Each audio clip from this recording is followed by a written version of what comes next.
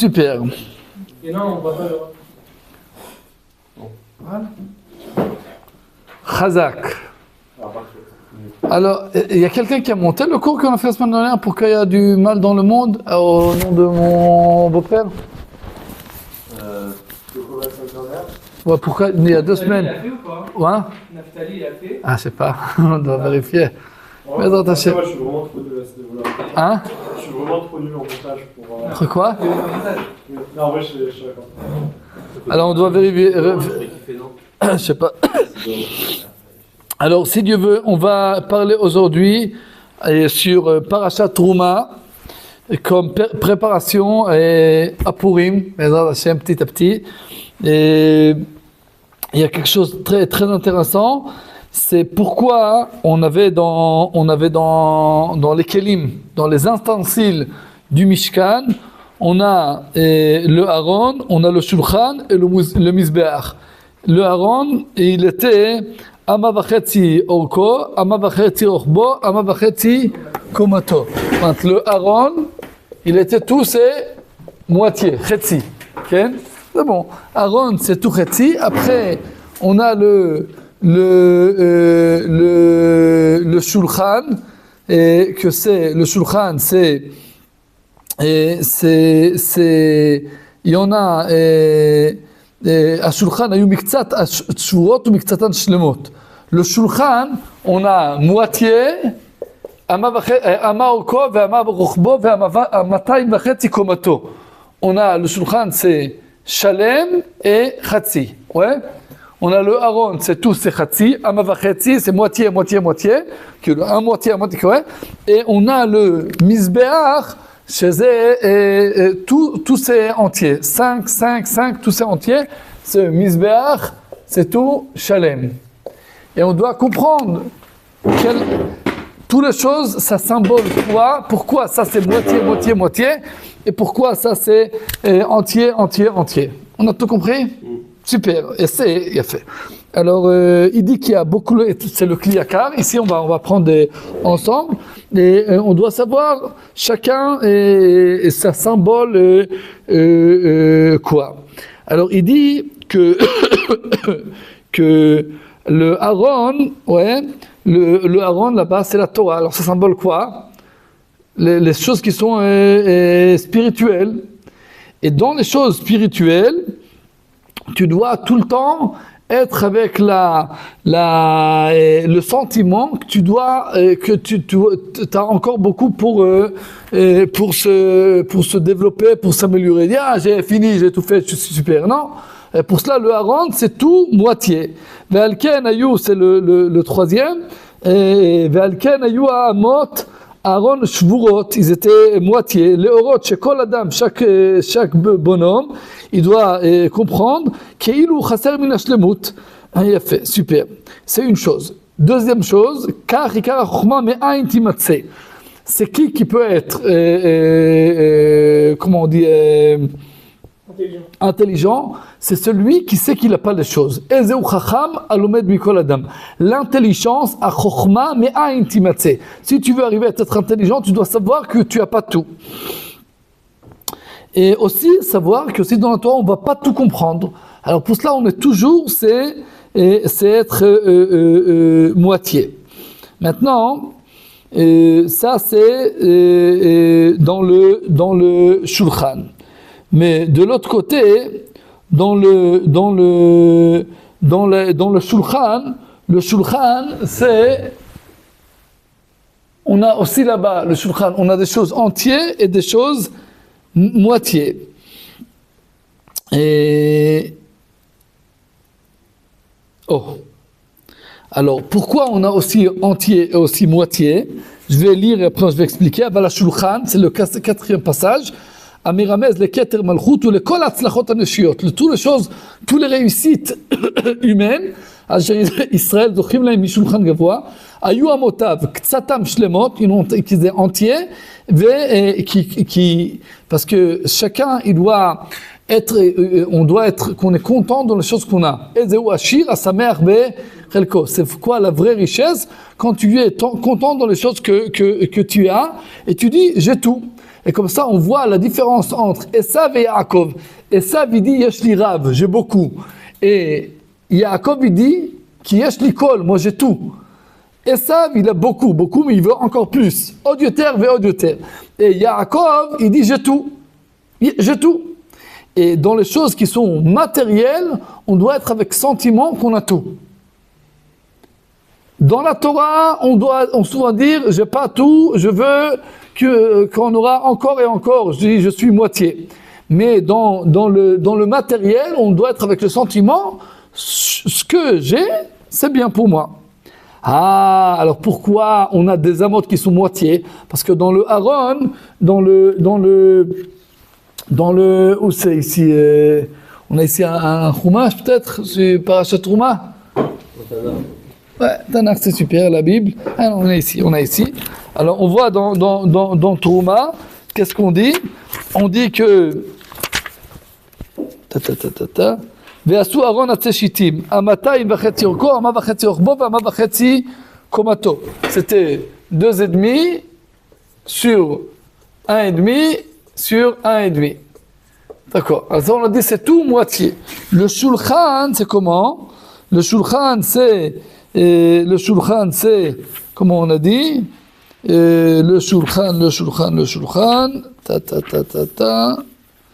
Ve'asamta et shulchan, où il est? Ve'asita et mizbeach. Non, Ve'asita kaporet.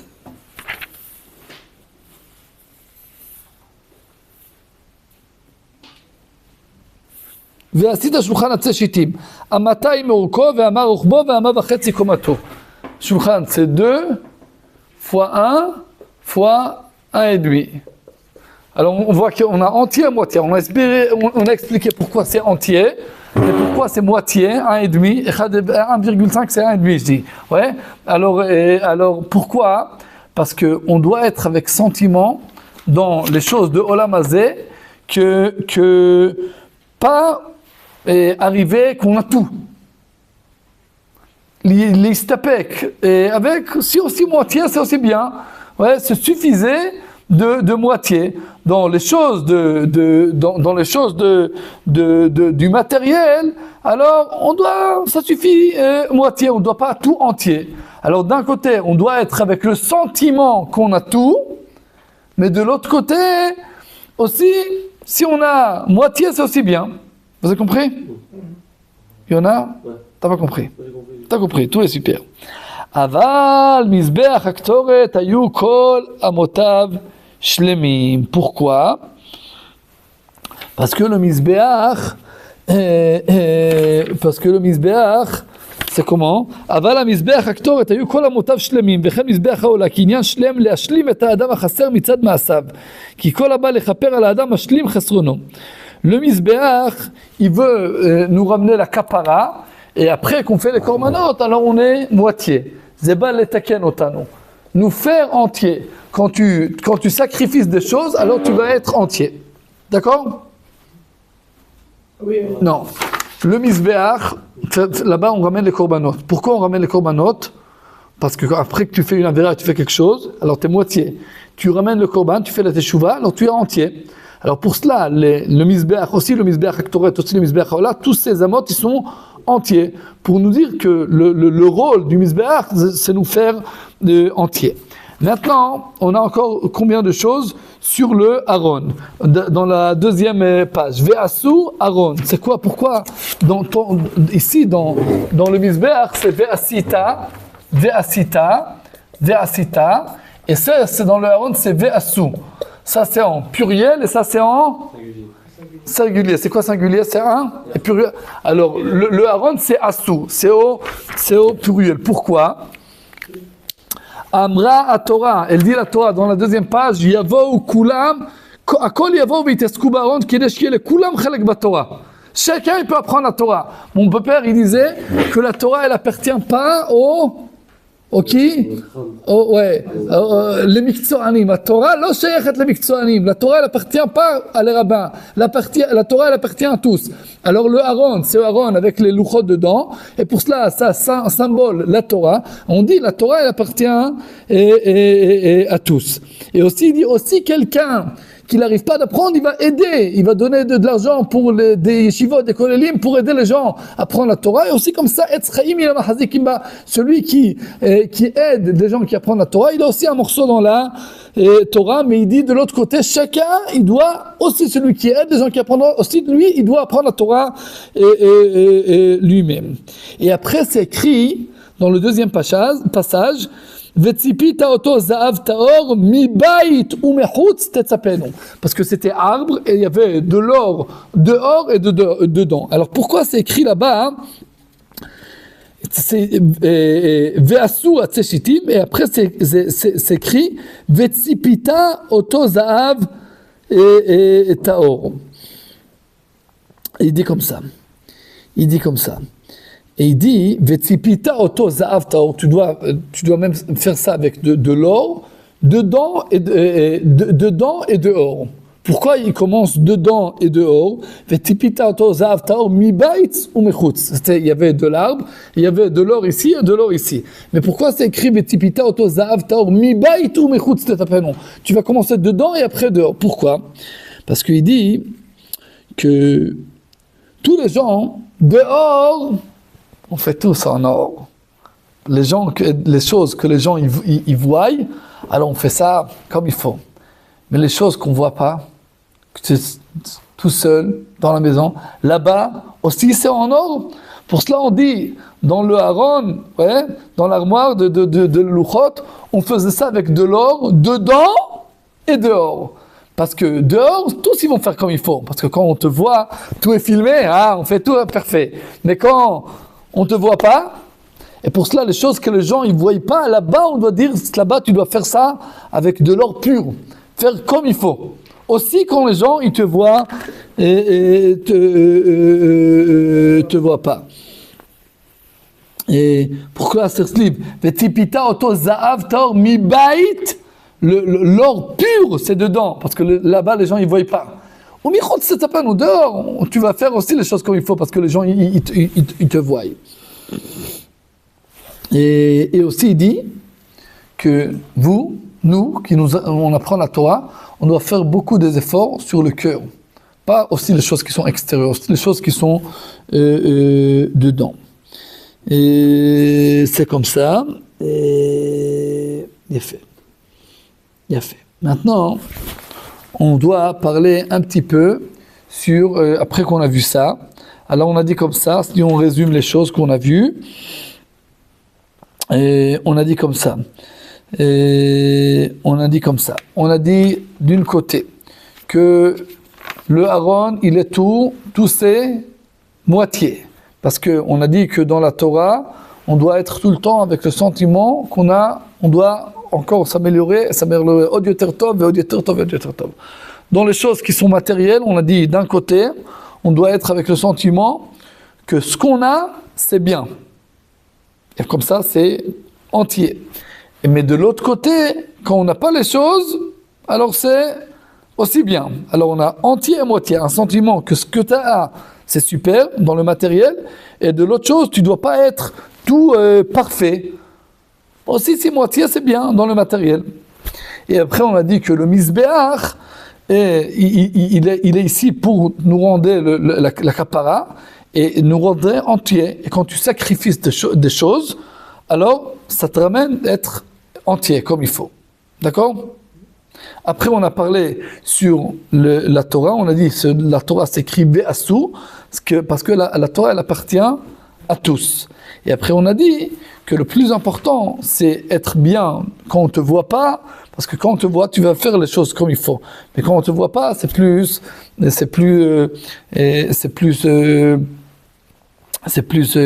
difficile. Maintenant, de cette chose, je veux passer et parler un petit peu, combien de minutes, sur Megillat Esther. On voit quelque chose de très intéressant. On dit qu'il y a une marloquette dans la Gemara de Masechet Megillah. Si Aman, si Achashverosh, il était tipesh, il était bête, ou s'il était hacham, intelligent. Et on veut comprendre qu'est-ce qu'il y avait là-bas. On voit, c'est le Gras qui explique ça, c'est magnifique, qu'il y avait un débat entre Vashti et Achashverosh. Pourquoi? Parce qu'on doit savoir que Vashti, elle était ancêtre de Nebuchadnezzar, je crois. Et pour cela, pourquoi il était roi, Achashverosh? Vous savez pourquoi il était roi? Parce qu'il s'était marié avec Vashti. Pour cela, la Gemara dans Masechet Megillah, elle dit, quand il lui a dit, ah, tu dois venir, elle lui dit, ah, toi, t'es un saoul. Mon père, ouais, Nebuchadnezzar, je sais pas ce qu'était son père, il buvait beaucoup de vin, il disait pas des bêtises. Toi, tu commences à boire un petit peu, tu commences à dire des bêtises. Et on dit comme ça, il dit comme ça. Et qu'est-ce qu'il dit à Achashverosh? Il lui dit, Vayomer le'avi et Vashti Amalka. C'est quoi Vashti Amalka? Elle est Vashti et après elle est reine. Et c'est quoi écrit sur lui? Chez lui, c'est écrit Vayavo Amelech Achashverosh. Pourquoi chez Achashverosh c'est écrit Amelech Achashverosh et c'est Vashti, c'est écrit Vashti Amalka. Pourquoi? Parce que il y avait là-bas une discussion. C'était quoi la discussion? La discussion, c'était pourquoi Achashverosh il est roi. Il y a une blague comme ça, qu'on dit que une femme, qu'elle se marie avec un rave, alors elle est rabbinite. Pourquoi elle est rabbinite? Elle a appris au collège, elle a fait les choses de la rabbanoute. Pourquoi la femme du docteur, on l'appelle pas la doctorat? Ouais. Mais rabbinite, c'est rabbinite. Pourquoi? Parce que t'es marié avec le rabbin, alors t'es la rabbinite. T'as rien appris, mais... Alors mon père, toutes les années chez nous à la maison, quand on a des choses, ma maman, elle dit des livrets de Torah. Et toutes les fois, on a une blague comme ça dans la famille, c'est pas une blague. Mon père, il dit, moi, je suis rabbin parce que j'étais marié avec une rabbinite. C'est pas qu'elle est rabbinite parce qu'elle était mariée avec un rabbin. Non, moi je suis un rabbin parce que j'étais marié avec une rabbinite. Comme ça, il lui dit des bons mots comme ça. Ouais, parce que maman, elle est une sadiquette. Maintenant, chez Achashverosh et Vashti, c'était à l'envers. Elle disait, ah, tu sais pourquoi tu es roi? Parce que tu t'es marié avec une reine. La vérité, t'es pas roi. T'es rien. Toi, on disait qu'en temps, il s'occupait des chevaux chez son père. Et après, elle l'a aimé, alors elle était mariée avec lui. Après, son père était décédé, alors elle était reine, et lui, il était roi parce qu'il était marié avec la reine. Pour cela, tout le temps, ils avaient un business dans la maison, parce que lui disait, maintenant c'est moi. Pour cela, on voit, qu'est-ce qu'il lui dit, Memouchan? Liot kolish sorer beeto. De maintenant, chacun, le mari, il va être le fort. Et si lui parle avec une leçon, une safa, une langue, et elle une langue, on dit dans la Megillah que chacun doit parler dans sa maison avec la langue du mari. Pourquoi? Parce que c'était la discussion entre Vashti et Achashverosh. Achashverosh, il disait, Le'avi et Vashti Amalka. Et lui, il dit, Amelech Achashverosh, je suis le roi et après je suis Achashverosh. Toi, tu es Vashti et après tu es une reine. Parce que tu es une reine, parce que tu es marié avec le roi. Et lui, elle dit, toi t'es rien. T'es roi parce que tu es marié avec une reine. C'était la discussion. Et pour cela, il dit, maintenant, après que tu bu le vin, tu vas venir maintenant, comme tu es, sans vêtements, avec toutes les choses qui sont dans la Megillah. Pourquoi? Parce qu'il veut l'abaisser. Il veut dire, c'est moi qui vais prendre les décisions. Maintenant, on va comprendre, si c'est comme ça, pourquoi Achashverosh, il aimait qui? Esther. Parce que qu'est-ce qu'elle a dit, Esther? Et Mordechai lui a dit, Si il va te demander, le roi, c'est qui ton père et ta mère, qu'est-ce que tu vas dire? Je suis orphelin. Qui en la avaim. J'ai pas de parents. Pour cela, il a aimé. Pourquoi? Parce qu'avec la première, il y avait tout le temps des bagarres. Parce qu'elle disait, ah, moi je suis d'une famille, une famille de royauté, toi t'es rien. Alors après, ils l'ont fini de tuer, l'a tué. Maintenant, il veut une femme qu'elle dit, moi, j'ai rien, j'ai pas de parents. C'est qui tes parents? Ah, je suis orphelin, j'ai pas de parents. Pourquoi? Pour dire, hein, maintenant, c'est toi, c'est le roi et tout. Alors, on voit ici que, et c'est la chose, qu'on veut commencer quelque chose qui est nouveau. Mashu hadash matril. Quelque chose de nouveau commence. Pas de choses qui a une tradition. Achashverosh, il dit, je veux commencer quelque chose qui n'a pas de tradition. Et ça, c'est Aman. Aman, c'était le même but. Amalek, qu'est-ce qu'il dit? Aman, il arrive d'où? Il arrive de Amalek. Le peuple juif, il sort d'Égypte. Tout le monde entier, ils se sont dit, ah, les Juifs, super, super. Qui arrive? Va y avoir Amalek. On dit, le Midrash, il dit, c'est quoi Amalek? C'est comme, tu as comment on dit?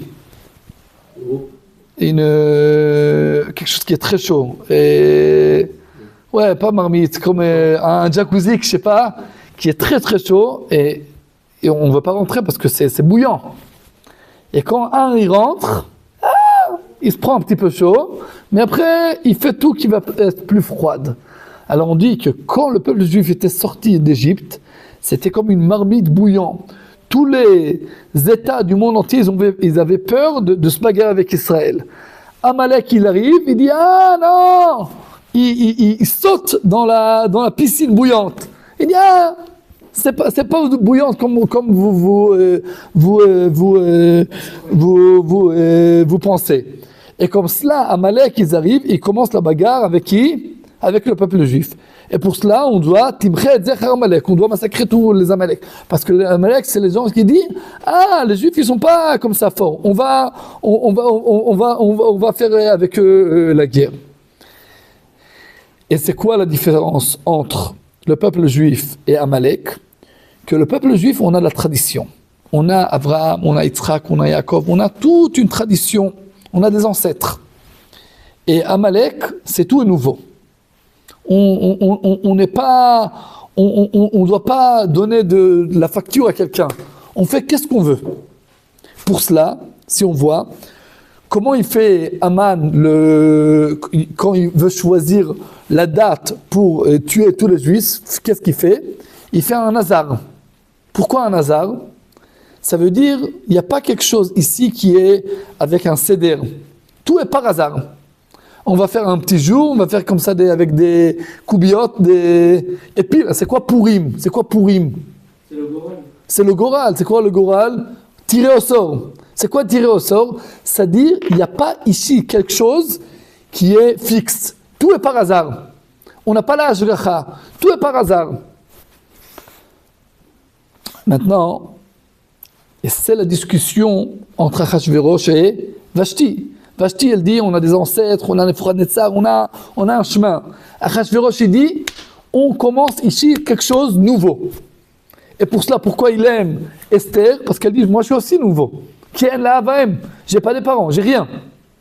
On commence ici quelque chose de nouveau.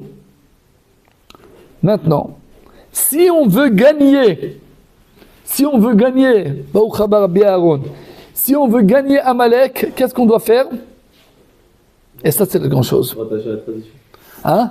Se rattacher à la tradition. On doit être quoi? Rattacher à... On doit s'attacher à la tradition. Mais on va ramener ici quelque chose encore plus profond. Pourim, c'est une fête très bizarre. C'est pas une fête traditionnelle. C'est une fête qu'on sort du carré, des limites. Ouais, on mange, on bu, tout. On a le droit de travailler, c'est pas comme Rosh Hashanah, Yom Kippour, je sais pas, on travaille. C'est une journée comme ça. Et c'est quoi la grande mitzvah de Purim? Mishlochei manot, donner des cadeaux, donner de la tzedaka. Mais après tout, la sot otam yemem mishte v'simcha. Dans toute l'année, quand on bu, on mange, c'est un danger. Bon, c'est Purim, c'est un danger. On doit se préparer pour cela. Mais si on veut gagner Amalek, qui dit qu'on n'a pas, tout est par hasard, tout est nouveau, on doit aussi ramener, entre guillemets, une Torah de nouveau. Je vais m'expliquer. On doit rentrer la pureté, la sainteté dans les festins. Toute la mitzvah, c'est faire un festin. Manger, boire, mais avec la Kedusha. C'est sorti des limites, mais tout doit être avec un lien avec la Kedusha. Parce que si on veut gagner Amalek, qui dit il n'y a pas de limite, alors si tu fais encore une fois les limites, tu peux pas gagner. Tu dois faire la même chose, Zé Leumat Zé Asa Elokim, la même chose que vous voulez faire Amalek, Achashverosh et Aman dans la Touma, on doit faire ça dans la Kedusha. Yom Kippour, c'est la Kedusha dans les limites. Purim, c'est la Kedusha quand il n'y a pas les limites. Et c'est encore plus difficile. Parce que c'est plus facile de mettre le talit sur la tête et faire que les tfilotes. Et là-bas, je dis, je suis attaché à Dieu, à Yom Kippour. C'est plus difficile quand tu as de la viande et tu as du vin et tu es tout excité, là-bas, dire, je passe pas sur chaque halakha, je vais pas passer pas aussi 1 centimètre. Je vais garder toutes les mitzvot quand je suis excité. Ça, c'est déjà une autre chose. Parce que Amalek, il veut refroidir. Il veut qu'on fait... On peut faire les mitzvot, mais sans le hesh, sans le feu. Alors, pour ça, il dit, tu peux faire les mitzvot, mais sans le hesh. Et si on veut gagner Amalek, on doit être prêt de sauter dans le bouillon, mais avec la Kedusha. Ça, c'est la Messirut Nefesh. Ça, c'est toutes ces choses-là. Et pour cela, autant, j'ai fait un espède sur le Rav Ovadia Yosef, Zecher Tzadik Livracha. Et j'ai dit, c'est quoi la grandeur de Rav Ovadia Yosef? Il a écrit Yahavedat, Yabia Omer, très grand Talmid Chacham, Rav Rashi l'Israël. Il a ramené beaucoup de gens dans la Torah et tous. Mais après qu'il était premier Rav Rashi l'Israël, Rishon LeZion, qu'est-ce qu'il a dit à soi-même? Il a dit, si je veux influencer plus de juifs, je ne peux pas rester dans le Bet Knesset, dans la choule, je dois aller à la Knesset. Et il a fondé le parti qui s'appelle Shas. Ouais, vous connaissez Shas? Il y a Likoud, il y a Tzionut Hadatit, Aryeh Deri, vous ne connaissez pas? Vous n'avez pas entendu? La politique, un petit peu, vous connaissez. Maintenant, il n'y a pas les votes. Mais on a dans la politique, on a un des partis grands, Aryeh Deri, on a le parti de Shas. Ouais, vous avez entendu sur Shas? Ouais. Vous n'avez pas entendu sur Shas? Il y a le Likoud, tu as connu le Likoud, le Binyamin Netanyahu, il est le chef du Likoud. Ouais. Il y a Otzma Yehudit, c'est Ben Gvir. Il y a la Tzionut Hadadit, c'est Smotrich. Et il y a Shas. Shas, c'est Itachadut Asfaradim Shomrei HaTorah, les Sfarad religieux, comme ils appellent. C'est Aryeh Deri, c'est les Charedim Sfaradim. C'est qui a fondé le Shas? C'est le Rav Ovadia Yosef. Mon grand-père lui a fait une lettre au temps. Il lui a dit, c'est dommage que tu rentres dans la politique, parce que jusque maintenant, tu es un très grand rave, Rishon LeZion, tous les gens ils t'aiment. Maintenant, tu rentres dans la politique. C'est pas bien, tu vas être sectorial, avec un secteur. Mais il n'a pas entendu mon grand-père. Pourquoi? Parce qu'il a compris quelque chose qui est très profond. Que si tu veux influencer le peuple juif, ça commence d'où? De la Knesset. Comment on dit la Knesset? L'Assemblée. La Rassemblée. Ouais, la Rassemblée là-bas à Jérusalem. Ouais, vous connaissez, vous étiez là-bas avec le apprendre. Vous allez aller là-bas, dans le Massa, Bezrat Hashem. Ouais, on fait un bikour dans le Knesset, où il y a toute la politique là-bas. Pourquoi? Parce que où on prend la décision, où mettre l'argent, c'est là-bas. Alors si tu veux réussir dans le chinour, dans le judaïsme, tu dois ramener là-bas de l'argent. Si tu veux ramener de l'argent, tu auras un parti. Et on te vote pour toi. Et après, tu as de la force là-bas. Alors tu vas réussir à faire beaucoup d'écoles, beaucoup d'eshivot, beaucoup de Bate Knesset. Il a compris que s'il faut influencer les Juifs, on ne peut pas que être dans le Bet Knesset, on doit être dans la Knesset. Pendant la choule, elle est dans la rassemblée. Ah, mais on fait les cours dans la choule. Les cours, c'est bien. Mais si tu veux arriver à encore plus de Juifs, tu vas arriver dans la politique. Et je crois qu'il a fait une chose très, très importante. Il a compris qu'on ne peut pas rester dans la choule. On doit sortir. On doit ramener la Torah autour des Juifs. Et pour ça, il s'est rentré dans la politique. Et c'est pas facile de rentrer dans la politique. Qui a fait la même chose dans la Megillah? Mordechai. Comment elle finit la Megillah? Ki Mordechai Yehudi Ratsui lerov echav. C'est quoi Ratsui lerov echav? On l'aime la majorité de ses frères. Pourquoi pas tous? Pourquoi pas tous les meilleurs? Il a sauvé tous les Juifs. Qu'est-ce que nous dit Rashi? Ratsui lerov echav, Omer Rashi. Ratsui lerov echav, velo lekol echav. Pas pour tous ses frères. Melamed shepirshu mimenu miktsat Sanhedrin. Il y en avait des gens du Sanhedrin, des grands rabbes, qui étaient éloignés de lui. Pourquoi? Les Fishena Asa Karov la Malchut, il était proche de la royauté, il était dans la politique. Ve'ayabatel mitalmudo, il n'avait pas le temps d'apprendre la Torah. C'est une critique? Non. On pense que c'est une critique. Mais c'est le but de la Megillah. La grandeur de Mordechai, c'est qu'il était prêt d'apprendre moins de Torah pour aider tout le peuple juif.